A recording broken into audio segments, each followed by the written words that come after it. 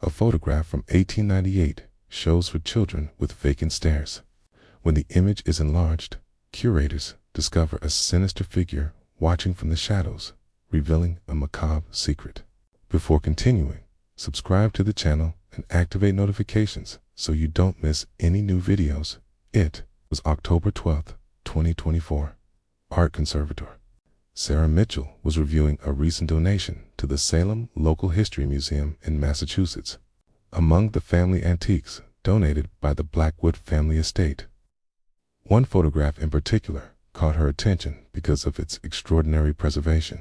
The image, dated September 1898, on the back, showed 4 children posing formally in front of a Victorian house. The children, apparently between 8 and 12 years old, wore typical clothing of the era: dark suits for the boys and long dresses for the girls. Their expressions were serious, as was common in photographs from the late 19th century. "What a beautiful period piece," murmured Sarah as she admired the sharpness of the image. It was rare to find photographs from 1898 in such good condition. The composition was perfect, with every detail visible even after 126 years. Sarah began cataloging the image for the museum's collection. While examining the details with a magnifying glass, she noticed something peculiar. The children had a strange expression in their eyes, something she couldn't identify, but that deeply disturbed her. It wasn't fear exactly, but a kind of emptiness that didn't seem natural in children of that age. The absence of life in their gazes was disconcerting. Victorian-era children usually showed some reserve in portraits, but this was different. It was as if something essential had been extracted from their souls, leaving only empty shells where childhood, innocence, should have shown. She decided to scan the photograph in high resolution to preserve it digitally. While the machine processed the image, Sarah felt a strange sense of unease. There was something in that photograph that didn't fit. Something her experience as a curator told her she should investigate more deeply. When the scan was ready, Sarah opened the file on her computer and began examining the details more meticulously. When she zoomed in on the area around the children, she noticed something that left her frozen. In the background of the image, barely visible in a window of the house, a silhouette could be distinguished that seemed to be watching the scene. "That's strange," she whispered, as she adjusted the contrast to see better. The figure in the window didn't seem to be another family member posing. It had a peculiar posture, as if it were hidden, watching in secret. It was October 14th, 2024. Sarah had spent the weekend investigating the history of the Blackwood family. Genealogical records revealed that the family had been prominent in Salem during the 1890s. But their history contained disturbing gaps she couldn't explain. The house shown in the photograph belonged to Cornelius Blackwood, a wealthy textile industrialist who had made his fortune during the economic expansion of the late 19th century. According to municipal records, Cornelius and his wife Margaret had adopted 4 children between 1896 and 1898, an unusual practice for the era. The names of the children in the photograph, according to adoption documents, were Thomas, 12 years old; Elizabeth, 10 years old; Samuel, 9 years old; and Mary, 8 years old. What disturbed Sarah was the speed of the adoptions and the absence of information about the children's origins. "4 adoptions in 2 years, murmured Sarah while reviewing the documents. That was extraordinarily unusual for 1898. Sarah contacted Dr. Helen Morrison, a historian specializing in New England social history. Helen had extensively studied adoption practices in Massachusetts during the 19th century and knew the protocols of the era. "Sarah, what you're describing is very strange," said Helen after reviewing the information. In 1898, adoptions were long and strictly regulated processes.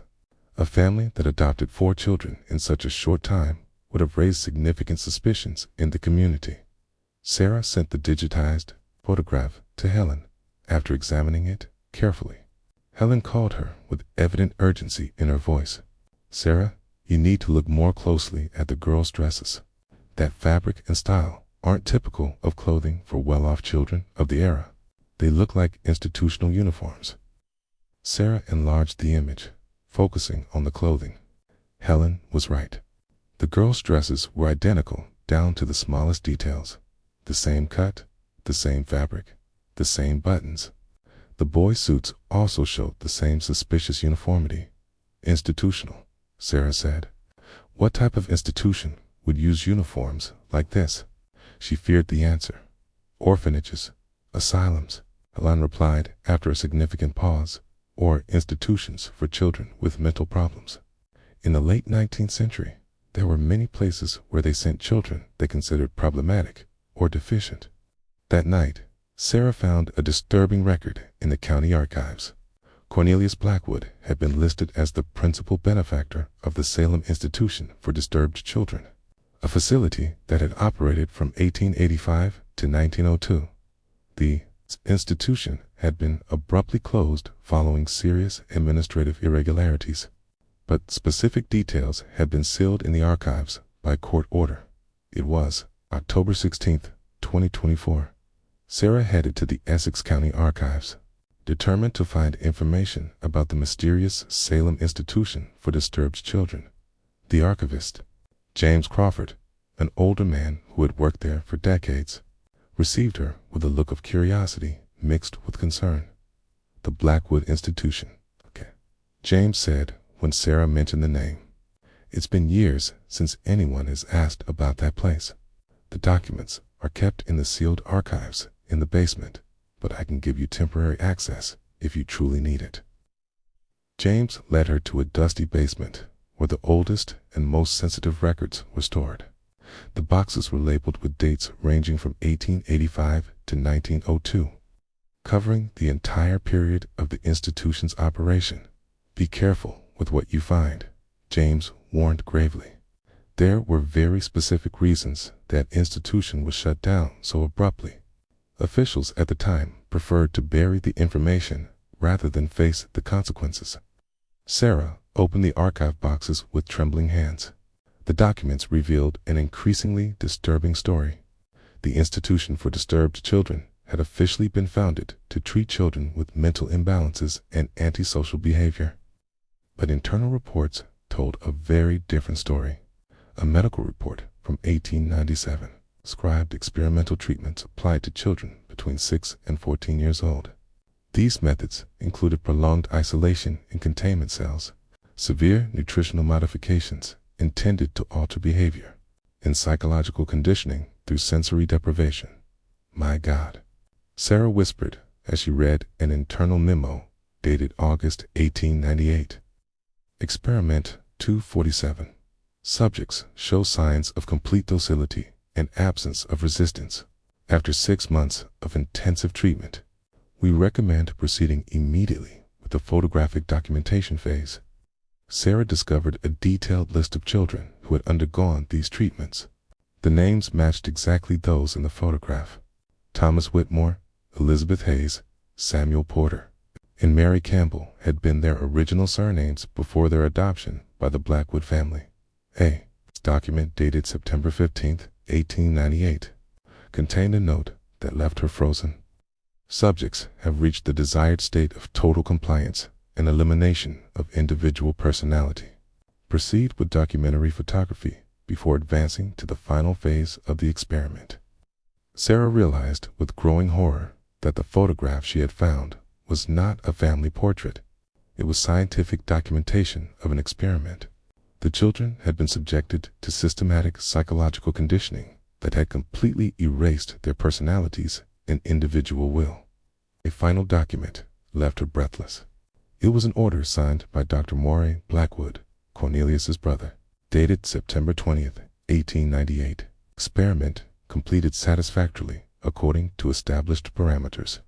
Proceed immediately with final disposition of subjects to avoid future complications. It was October 18th, 2024. Sarah spent 2 days intensely researching Dr. Moray Blackwood, the man responsible for the experiments. Massachusetts medical records revealed that he had been a controversial psychiatrist who studied experimental techniques in Europe before returning to Salem with radical ideas In the Harvard Medical School archives, Sarah found Blackwood's doctoral thesis, dated 1885, Advanced Methods of Psychological Conditioning for Permanent Modification of Aberrant Childhood Behavior. The thesis detailed techniques for completely reforming children deemed problematic through isolation, sensory deprivation, and systematic psychological manipulation. His methods were considered extreme, even by the standards of the time, explained Dr. Robert Hayes, a medical historian at Harvard, when Sarah contacted him. Blackwood firmly believed he could completely reset a child's personality through controlled psychological trauma and intensive conditioning. Sarah uncovered personal correspondence between Maury and his brother Cornelius that revealed the true nature of their criminal partnership. Cornelius had provided the funding and the respectable image of a social benefactor, while Maury conducted the experiments in absolute secrecy. In a letter dated July 3, 1898, Marie wrote with scientific enthusiasm, "Dear brother, the current subjects are responding exceptionally well to treatment. We have successfully eliminated their previous personalities and emotional connections. They are now completely blank slates, fully malleable to our purposes." Sarah felt physically sick as she read Cornelius's enthusiastic reply. "Excellent progress, brother. Government investors are eager to see concrete results. If we can definitively prove that problematic children can be completely reformed, we will secure federal contracts for decades." Investigation revealed that the Blackwood brothers had been developing mind control techniques specifically intended for sale to the federal government. The children were not patients in need of treatment. They were human test subjects used to perfect methods of brainwashing and psychological control. A personal diary belonging to Maury, found in the family archives, contained disturbing daily entries about the 4 children in the photograph. September 15, 1898. Thomas no longer responds to his original name. Elizabeth has completely lost the ability to cry or display emotional expression. Samuel obeys any command without the slightest hesitation. Mary does not speak unless she is specifically ordered to. The experiment has been a total and complete success. Sarah realized that the photograph had captured the exact moment when the children had been completely stripped of their fundamental humanity. Their vacant eyes were not a natural expression, but the direct result of months of systematic psychological torture and deliberate dehumanization. It was October 20th, 2024. Sarah decided to investigate more deeply the mysterious figure she had noticed in the window of the photograph. Using specialized image enhancement software, she was able to gradually clarify the silhouette in the background. The figure was clearly human, but its posture was strange and threatening. It appeared to be watching the photographic session from the shadows, as if it did not want to be seen, yet could not resist witnessing what was happening. Sarah enlarged the image as much as the technology allowed, and what she saw left her breathless. The figure seemed to be wearing a white medical coat, and in its right hand a large syringe was clearly visible. The position of the figure suggested it was waiting patiently, as though the photographic session itself was a signal to proceed with the final procedure. Sarah contacted Marcus Weber, an internationally recognized expert in forensic analysis of historical images. Marcus had worked on similar cases in which old photographs revealed crucial details about historical events that had been concealed for decades. "Sarah, this is absolutely extraordinary," Marcus said after examining the image with specialized equipment. "The figure is definitely holding a large medical instrument. And look here," he added, pointing to an area Sarah had not noticed before. "There are other figures in the background, barely visible. It appears there were multiple people observing this session." Detailed analysis revealed that at least 3 adult figures were present during the photographic session, all watching from different windows and doors of the house. The scene was not a simple family portrait, but a carefully orchestrated and documented Procedure. Sarah returned to the archives with this new information and discovered an extremely disturbing diary entry written by Marai, dated September 16, 1898. Tomorrow, we will proceed with the final phase of the experiment. Government investors have arrived from Washington to personally witness the demonstration of our methods. The photograph will serve as a documentary evidence of the subject's completely docile state before the definitive terminal procedure. Sarah realized with absolute horror that the photograph had been taken as official documentation for government investors. The children had been displayed as successful results of an experiment, and the figures in the windows were likely federal officials observing the demonstration of mind control techniques. Another document confirmed her worst fears. It was a detailed invoice from a local funeral home dated September 22, 1898, listing for child burials under the commercial account of the Blackwood Institution, marked as an emergency procedure. The children had been systematically executed after the photographic session. The image Sarah had discovered was not only evidence of psychological experimentation, but the final photograph taken of 4 innocent children before they were murdered to erase all traces of the experiment. It was October 22, 2024. Sarah had been intensively investigating the government connections referenced in the Blackwood documents. Archives from the U.S. Department of War, dated 1898, contained specific references to psychological research projects secretly funded during the Spanish-American War. In the National Archives, Sarah found official correspondence between Secretary of War Russell Alger and a mysterious psychological research consortium based in Massachusetts. The letters revealed that the federal government had secretly funded experiments aimed at developing advanced interrogation and mind control techniques for military use.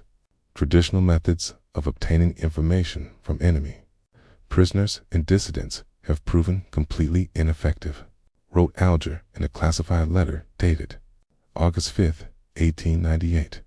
We urgently need to develop more sophisticated and permanent techniques to ensure total compliance and eliminate resistance. Sarah discovered that Dr. Murray Blackwood had been specifically hired as the principal consultant for this ultra-secret project. The experiments conducted on children had been deliberately designed to perfect techniques that would later be applied to prisoners of war, enemy spies, and political dissidents. In a report classified as top secret, dated September 10, 1898, Blackwood described in scientific detail the results of his experiments. Child subjects had proven ideal for initial testing. Their natural psychological plasticity allowed complete personality modification in relatively short periods. The perfected methods, he wrote, could be applied to adults with only slight technical modifications. Sarah felt physical horror as she realized that Thomas, Elizabeth, Samuel, and Mary had been deliberately selected because they were orphans with no families who might search for them or ask questions. They had been considered completely disposable human test material, used to develop psychological weapons. The investigation revealed that high-level Department of War officials had been personally present during the September 16th photographic session. The demonstration had been carefully designed to show the total effectiveness of Blackwood's techniques before approving massive additional funding. An internal Department of War memo dated September 20th, 1898, confirmed enthusiastic approval of the project. Dr. Blackwood's demonstration was completely successful. Subjects showed total compliance and an absolute absence of resistance or individual personality. We immediately approved additional funding to expand the program to similar facilities in other states. Sarah understood then that the 4 children had not been the only victims. They had been the prototypes for a much broader program of psychological experimentation that had systematically expanded across the nation. The photograph she had found was not evidence of an isolated crime, but official documentation of the first steps of a massive government mind control program that began with the deliberate sacrifice of 4 completely innocent children. It was October 24th, 2024. Sarah's investigation revealed that the Blackwood institution had not been an isolated case of cruelty.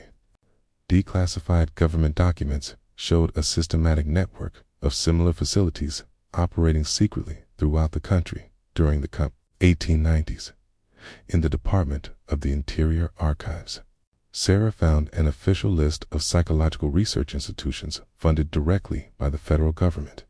There were at least 12 facilities in different states, all operating under the respectable pretense of treating problematic children and the mentally deficient. An Inspector General's report dated 1901 revealed the chilling magnitude of the program. It conservatively estimated that approximately 300 child subjects had participated in various psychological research projects between 1896 and 1900. The methods developed had been successfully implemented in military operations in the Philippines, Cuba, and other colonies. Sarah felt physical nausea as she read this. The experiments had not been theoretical or academic. They had been actively used in real wars against defenseless civilian populations. The archives contained photographs from other similar institutions in different states. Sarah immediately recognized the disturbing pattern. Children with the same completely vacant eyes, dressed in identical institutional uniforms, posing for photographs that served as official documentation of experiments. An extensive correspondence between Dr. Blackwood and Dr. Henrik Zimmerman, director of a similar institution in Pennsylvania. Sarah found chilling technical details. Dear colleague, our refined methods have proven 100% effective in all cases.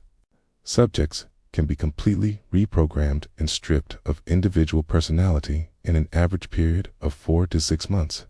We recommend proceeding immediately with a massive nationwide expansion of the program. Sarah discovered that the methods developed by Blackwood had been carefully codified in an official Department of War manual. The manual, titled Advanced Techniques of Psychological Modification for Military and Civil Application, had been distributed to intelligence officers and had formed the basis of subsequent programs. Most disturbing of all, Sarah found solid documentary evidence that some of these methods had continued to be used in different forms for decades. CIA mind control experiments in the 1950s and 1960s showed troubling technical similarities. 2 techniques developed by Blackwood. A document from Dr. Blackwood's personal archive revealed his sinister pride in the permanent legacy of his work. My pioneering experiments with child subjects have provided the solid scientific foundation for the development of psychological warfare techniques that will serve our country for future generations. Sarah realized that Thomas, Elizabeth, Samuel, and Mary had not merely been victims of an isolated experiment. They had been the first of hundreds of children systematically sacrificed to develop psychological weapons that would be used in military conflicts for more than a century. It was October 26, 2024. Sarah had discovered that the psychological experimentation program had been systematically covered up for more than 100 years. Documents revealed a massive, coordinated effort to eliminate evidence and silence any testimony that could expose the truth. In 1902, when the institutions were officially closed following administrative irregularities, the immediate destruction of all archives and photographs related to the experiments was ordered. A Department of War memo dated March 15, 1902, explicitly instructed all documents related to psychological research projects must be destroyed immediately. Subject families must not be contacted under any circumstances. Institution employees must sign permanent confidentiality agreements under penalty of treason. Sarah uncovered disturbing evidence that several potential witnesses had died under highly suspicious circumstances. Dr. Mariah Blackwood was killed in an automobile accident in 1903, barely a year after the institution's closure. His brother, Cornelius, was later found dead in his library, apparently from natural causes that were never investigated. FBI archives contain specific references to periodic inquiries into the experiments during the 1920s, 1940s, and 1960s. Each time evidence or testimony surfaced, it was swiftly suppressed under the justification of critical national security. An FBI report dated 1947 described the discovery of documents related to the experiments. Documents have been recovered that could gravely compromise current national security operations. We recommend permanent classification and immediate destruction of physical evidence. Sarah realized the photograph she had found survived only because it had been preserved in private family archives, completely beyond the reach of systematic government purges. The investigation showed that the cover-up had continued into very recent times. In the 1970s, when public investigations into government mind control experiments began, archives related to the 1898 experiments were reclassified as top secret with permanently restricted access. A Department of Justice document dated 1978 acknowledged the existence of the experiment but recommended absolute secrecy. While we recognize that significant irregularities were committed in the psychological research program of 1896 to 1900, public revelation could compromise current intelligence operations and create massive legal liability. Sarah understood she had uncovered not just a historical crime, but evidence of an active cover-up that had persisted for more than 120 years. The 4 children in the photograph had been victims not only of the original experiments, but also of decades of systematic denial and deliberate suppression of the truth about their fate. Their vacant smiles had been accidentally preserved as the only surviving testimony of one of the darkest and longest hidden secrets of the American government. It was October 28, 2024. Sarah made the most difficult decision of her career: to make the story of the 1898 mind control experiments public. She knew she would face powerful opposition from multiple institutions, but felt a moral obligation to Thomas, Elizabeth, Samuel, and Mary. She contacted David Harrison, investigative journalist for the Boston Globe, who specialized in government secrets. David had exposed several major historical cover-ups and fully understood the importance of revealing hidden truths regardless of the consequences. "Sarah, this is more explosive than you can imagine," David said after carefully reviewing all the documentation. "We're not just talking about brutal experiments on children, but the documented origins of mind control programs that continued for decades." Sarah spent entire days obsessively verifying every document, every photograph, and every testimony. The evidence was irrefutable. Family archives belonging to descendants of institution employees provided additional testimony that confirmed the documented horrors. On October 31st, 2024, the Boston Globe published a complete investigation on its front page. "The Lost Children of Salem, Government Mind Control Experiment," revealed by an 1898 photograph. The image of the 4 children with their vacant eyes accompanied the article prominently. The reaction was immediate, intense, and deeply polarized. The Department of Justice issued a statement denying specific knowledge of the experiments, but the documentary evidence was too solid to dismiss or discredit. Members of Congress from both parties demanded immediate investigations. Sarah received serious anonymous threats, but also overwhelming support from human rights activists, survivors of later experiments, and descendants of other victims of the program who began coming forward publicly. The most emotional moment came when Sarah was contacted by Margaret Whitmore, Thomas's great-granddaughter, at 45. Margaret had grown up with fragmented family stories about a great-great-grandfather who had mysteriously vanished from a Salem orphanage. "Dr. Mitchell, my family always knew something terrible had happened to Thomas," Margaret said in a broken voice, "but we never imagined he had been used as a human guinea pig." Seeing his photograph, his completely vacant eyes, is absolutely devastating. At the same time, it's a profound relief to finally know the truth. It was November 15th, 2024. Sarah stood in Salem's Green Lawn Cemetery, where a commemorative monument had been erected for Thomas, Elizabeth, Samuel, and Mary. Their bodies were never recovered, but their names were now permanently carved in stone. The inscription was simple yet infinitely powerful. Thomas Whitmore, Elizabeth Hayes, Samuel Porter, Mary Campbell, innocent victims of government experiments, 1898. May their sacrifices never be forgotten. Sarah had brought the original photograph, carefully framed. She placed it gently beside the monument, watching as the children's faces seemed more peaceful now that their story had finally been shared with the world. "They're no longer alone," she whispered through tears. "The whole world knows their truth." Margaret Whitmore was present, along with descendants of the other children identified through the extensive investigation. These children were taken from their families, systematically stripped of their humanity, and ultimately murdered, Margaret said firmly. But their photograph waited patiently for 126 years to reveal the truth. That is a profound kind of justice. Congress passed a formal resolution calling for official apologies to the victims of the 1898 to 1900 mind control experiments. A substantial reparations fund was created for descendants of identified victims.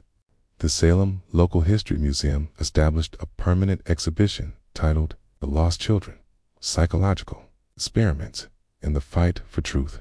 The photograph of the 4 children held a central place, displayed alongside declassified documents and family testimonies. Sarah received messages from researchers around the world inspired by her discovery. Similar institutions were identified in other countries, revealing that the experiments had been part of an international network of psychological research. The photograph proved that even the darkest and most carefully hidden secrets can be exposed by the smallest and most unexpected details. The vacant eyes of 4 children had waited more than a century to tell their story, and they had finally found a voice that echoed across the world. The impact was transformative. Universities began teaching about the experiments in medical ethics courses. Human rights organizations used the story to demand greater transparency in current government research. As she walked away from the cemetery, hair reflected on the extraordinary power of images to preserve truths that outlast time and death. The 1898 photograph had not merely documented a crime. It had been a silent witness, waiting patiently for the right moment to reveal one of the darkest chapters in American history. The 4 children of Salem had finally found the peace they deserved, and their sacrifice helped protect future generations from similar experiments. Their memory, accidentally preserved in a family photograph, transcended death to become a lasting call for ethical vigilance and absolute government transparency. Thomas, Elizabeth, Samuel, and Mary had been silenced in life, but their image had cried out the truth for 126 years, waiting for someone to finally hear their story and tell it to the world.